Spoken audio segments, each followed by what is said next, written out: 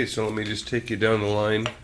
I'm not going to make marks on these little bud vases. We're going to be putting our food on, our glaze food glaze. But they're different enough in shape that we're going to be able to tell them apart, especially when we record it. So first is Dijon mustard. Of course, I realize that all of the, or most of the organic material will burn away, leaving something behind, I hope. Next up is the ketchup.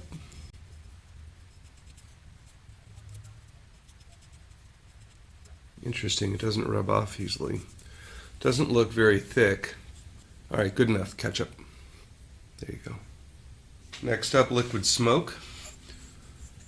Of the things I'm putting on these pots, this is the lightest in color, so I'm not really optimistic. Well, liquid smoke. Okay, next up is peanut butter. You'll see I'm using chunky, only because that's all I had. Peanut butter. Next up, soy sauce. Here's the bottle so we can remember. I don't know why I'm more optimistic about soy sauce. It does have a dark color. I'm not sure if it has iron in it. I think we'll call that good. That's soy sauce. Low sodium soy sauce. Again, it's all I had. I'm sure salt has some benefit to what we're doing here though, so I don't know if I'd go buy it for that reason, but.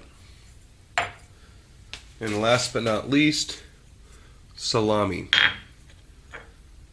This will be interesting. I'm hoping that there's something in it besides salt that is going to make something look interesting, but maybe a hot mess.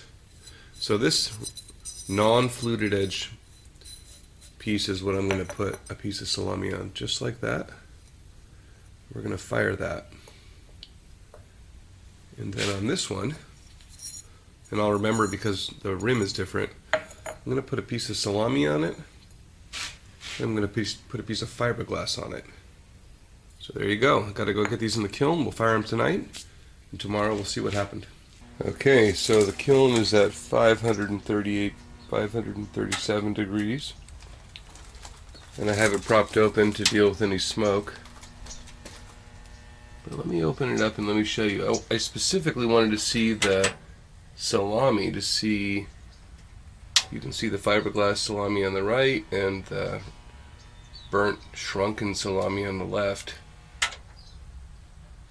And what's interesting is I wanted to see if there was a big pile of grease that was building up or a big runny, but you can see the stain on the bisque or on the piece tells me that it absorbed whatever grease or fat melted off it.